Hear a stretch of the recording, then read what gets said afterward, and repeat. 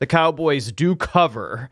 That's a 14-point win, closed 13.5, so the Cowboy backers were happy. This was, a 10-0 run in the fourth quarter. They moved to 12-4. We'll get to the ramifications in divisions.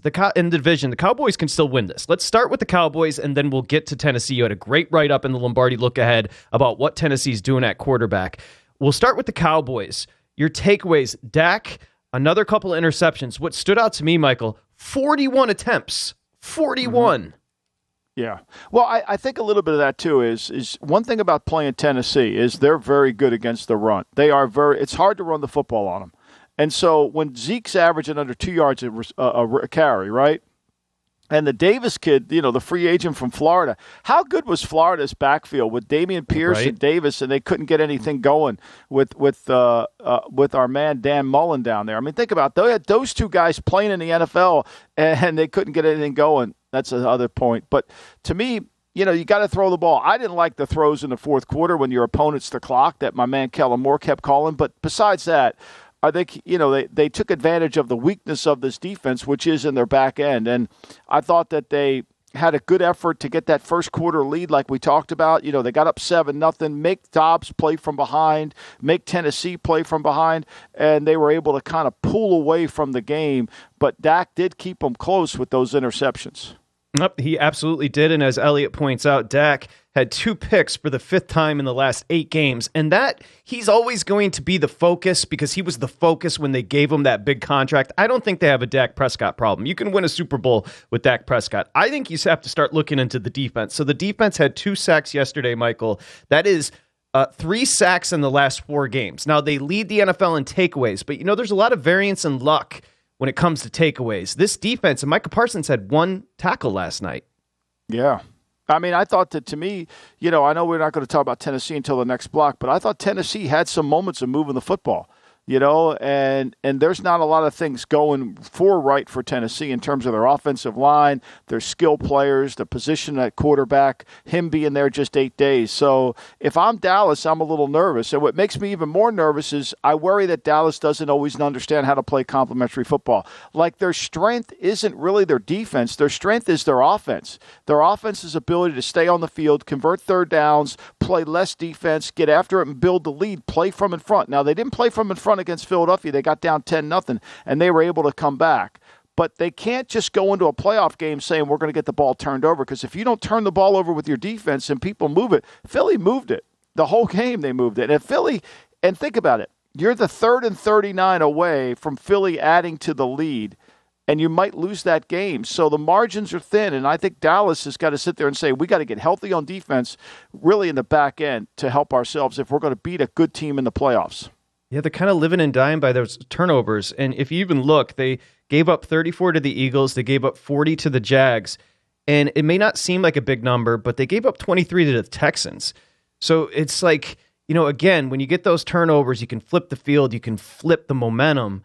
And they've done that all year. They led the league in turnovers last year as well. And that's why Quinn, obviously, hot in the streets as far as a head coaching candidate, one of the reasons. But again, the sacks just haven't been there. And while they may have a Dak turnover issue right now, and again, Zeke wasn't really running for yardage yesterday, although he did score in his 9th straight game, which is wild. Mm-hmm. I focus on the defense as we get closer and closer to the postseason. They're 11-1. They're 11-1 to win the Super Bowl. That is the 6th betting favorite. And in conference right now, the Cowboys are sitting 5-1 behind the Eagles and the San Francisco 49ers. Yeah, I mean, look, the last 2 weeks now, Dobbs is 8 days in, so don't count him. But, I mean, against Trevor Lawrence, they gave up 311 yards passing. Against Gardner Minshew, they gave up 355. The best game they've played all year defensively was the Minnesota game when they got out in front of them. That's right. They held Kirk Cousins. And that's really probably the best offense they played. I mean, you go, Detroit back in week, 7 it was. Detroit wasn't kind of where Detroit is. They were good offensively. They turned the ball over in that game. But, I mean, when you break down the quarterbacks that they've had to face and beat, it hasn't been great. And now that the last 2 weeks, the 2 quarterbacks, Minshew and Lawrence, they kind of carved them up a little bit. So I think now as they walk into the end of the season, they got the 5th seed locked up. I doubt if they're going to get the 4th seed. If one of the things I don't think we're talking enough about in the Eagles-Saints game is the Eagles have the Saints pick. There's double motivation for Philly in this game. double motivation. Not only do they want to win the game, they want to make sure the Saints have another loss to get a higher draft pick. So once the Eagles clinch the East, then I think that, Dallas will take that Commanders game off next week and rest our guys to get ready for the playoffs.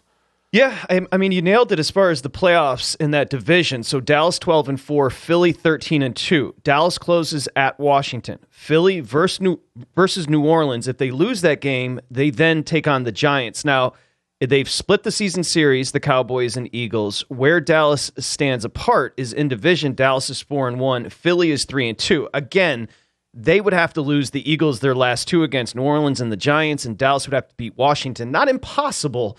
And the numbers off the board. Although we are seeing, is that BetMGM? So NFC East right now, that's not the East, but most shops have this division off the board. It's not impossible, but Philly should get it done. And you mentioned the motivation with the Saints. No, I think there's high motivation in Philly. That line went down to 5.5 this morning. I looked; it's back up to 6.5, and that's not because they think Hurts is going to play, even though he was on the field yesterday. I think it's just that number got too low. But back to Dallas, right? So the last 8 games are 6-2. And for all that we've just complained about, the 2 losses are in overtime, and they have a chance to beat Green Bay and they have a chance to beat Jacksonville.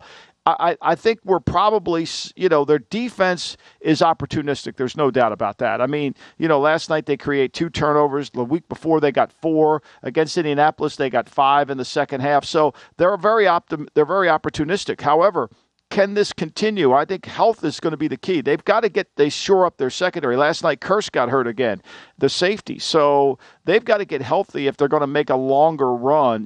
Playing the 4 seed, playing the South, I don't think it's going to be that much of a challenge. However, the next round, if they get through the South, will be.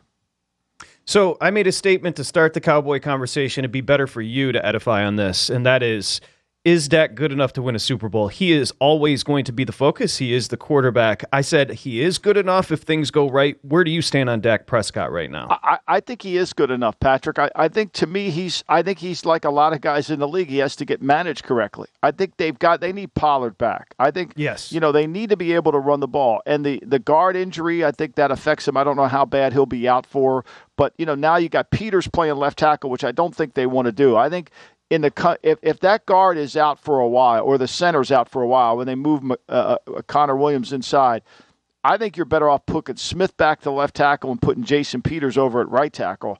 I think they're going to have to do some configuring around here with that offensive line, assuming that the injury is going to be a long term. So, but they've got to have Pollard. They've got to be able to run the ball. They got to control the clock. I think Dak at 40 passes isn't what we want. I think we want Dak somewhere between 30 and 34 passes and let him kind of go with that, because he can get hot like he did against Philly. What was he, 24 for 24 against zone coverage against Philly? I mean, the throw he tried to make on the interception, I thought the spacing of the route was horrendous. And he's trying to fit the ball in a tight window, and he threw it behind, and so it was an easy interception for Bedard. But I thought the spacing on the route distribution really was the bigger issue than it actually was. And one of the interceptions, he's had a lot of tip balls, unfortunately, too, Dak. Got the impression, just looking at Pollard, he probably could have played last night if he needed to, so he's going to be fine. He's the engine. It's interesting. Zeke's been scoring, but if you really want to do everything you want to do, and you could explain it better with this Cowboy offense, you need a healthy Pollard. No doubt, you do. They just, to me, Pollard, like we saw with Davis last night, they need the little zing and zag. I think this is what the Chargers lack a little bit, right?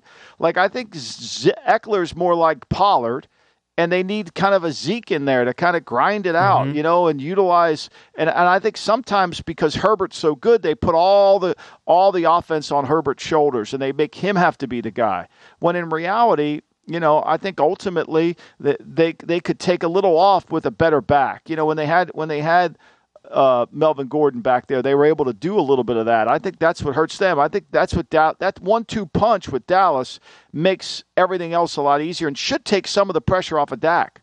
Go to VSiN.com/subscribe to become a VSiN Pro subscriber today.